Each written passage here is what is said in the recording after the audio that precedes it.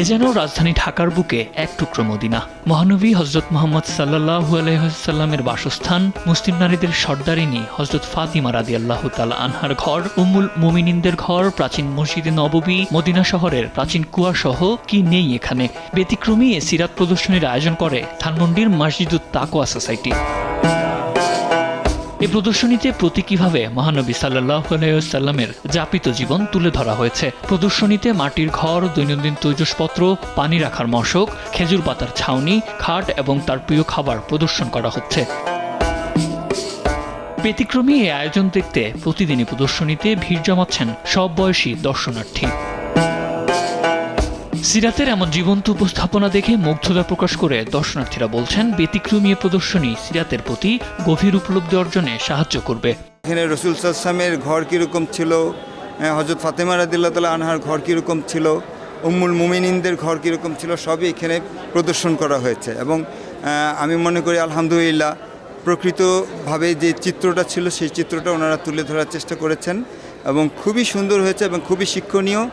এত চমৎকার আয়োজন এখানে, এটা আমরা আসলে আর কোথাও এরকম দেখিনি, যে একেবারেই সব কিছু সুন্দরভাবে উপস্থাপন করা। এখানে ঠিক সেই 1400 বা 1500 1500 বছর আগে মদিনার যে অবয়বটা যেমন ছিল এবং যেরকমভাবে আমাদের উম্মাহাতুল মুমিনিনদের এবং মসজিদে নববী সহ যেরকমভাবে ছিল প্রায় ওরকম একটা উদাহরণ আমাদের সামনে পেশ করা হয়েছে। এখান থেকে একটা ইন্সপিরেশন, যে জায়গাগুলো অনেক সুন্দর, আমাদের মহানবী সাল্লাল্লাহু আলাইহি ওয়াসাল্লাম যেভাবে জীবন জীবিকা নির্বাহ করেছে তার একটা আদলে তৈরি করেছে।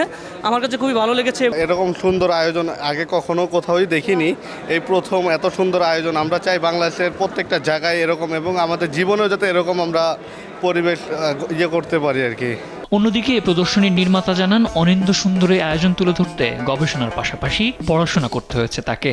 আমি আমার ক্ষুদ্র জীবনে, আমার মিডিয়া লাইফে আমি যতগুলো কাজ করেছি তার সবচেয়ে শ্রেষ্ঠ কাজ হলো এটি। এর উসিলায় কিন্তু বেশ পড়াশোনা করতে হয়েছে, ঘাটাঘাটি করতে হয়েছে, অনেকগুলো রেফারেন্স আমাকে ক্রস চেক করতে হয়েছে বিষয়গুলো উপস্থাপন করার জন্যে, কারণ এগুলো তো অনেক সেন্সিটিভ বিষয়। তো এটা আমার জন্য অনেক উপকারী হয়েছে, আমি অনেক কিছু জানতে পেরেছি। আর মসজিদুত তাকওয়ার খতিব মুফতি সাইফুল ইসলাম বলেন, সিরাত কেবল ইতিহাস নয়, এটি মুসলিম উম্মার জন্য জীবন বিধান। তিনি আরো বলেন, বই পড়ে সিরাত জানা আর এমন বাস্তব পরিবেশে তার রিপ্লিকা দেখা সম্পূর্ণ ভিন্ন অভিজ্ঞতা দেয়। রাসূল সাল্লাল্লাহু আলাইহি ওয়াসাল্লামের জীবন এবং তার জীবন চলার পথে এমন অনেক ঐতিহাসিক জায়গা বা স্থান রয়েছে যেগুলো আমাদের জীবনেও অনেক ঐতিহাসিক বা খুব গুরুত্বপূর্ণ। ওই বিষয়গুলোকে আমরা উপস্থাপন করবার চেষ্টা করেছি, যাতে করে এগুলো দেখে দেখে আমরা হৃদয়ঙ্গম করতে পারি, অনুভব করতে পারি যে আল্লাহর রাসূল সাল্লাল্লাহু আলাইহি ওয়াসাল্লামের জীবনটা কেমন ছিল এবং তার জীবনের সাথে আমরা আমাদের জীবনটাকে কিভাবে মেলাতে পারি।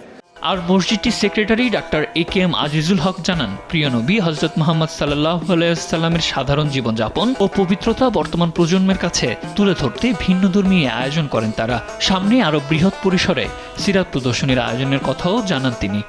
পৃথিবীর সর্বশ্রেষ্ঠ মানুষ রাসূল, আল্লাহর বন্ধু, উনি কিভাবে ছিলেন এবং কিভাবে থেকে উনি ধর্ম প্রচার করেছেন, এটাই আমরা জনগণের মাঝে, যুবক সমাজের মাঝে, তরুণদের মাঝে, বাচ্চাদের মাঝে, মা বোনদের মাঝে ছড়িয়ে দিতে চাই। আল্লাহ যদি রহমত করেন, আগামীবার ইনশাল্লাহ এর থেকে বৃহত্তর পরিবেশে আমরা এটা করব ইনশাল্লাহ। নবীজির জীবনকে কাছ থেকে দেখতে পেরে মুগ্ধতা প্রকাশ করেন পরিবার নিয়ে আসা মানুষগুলো। ভবিষ্যতেও এ ধরনের আয়োজন অব্যাহত রাখার আহ্বান জানান তারা। সাদ আহমেদ, দেশ টিভি, ঢাকা।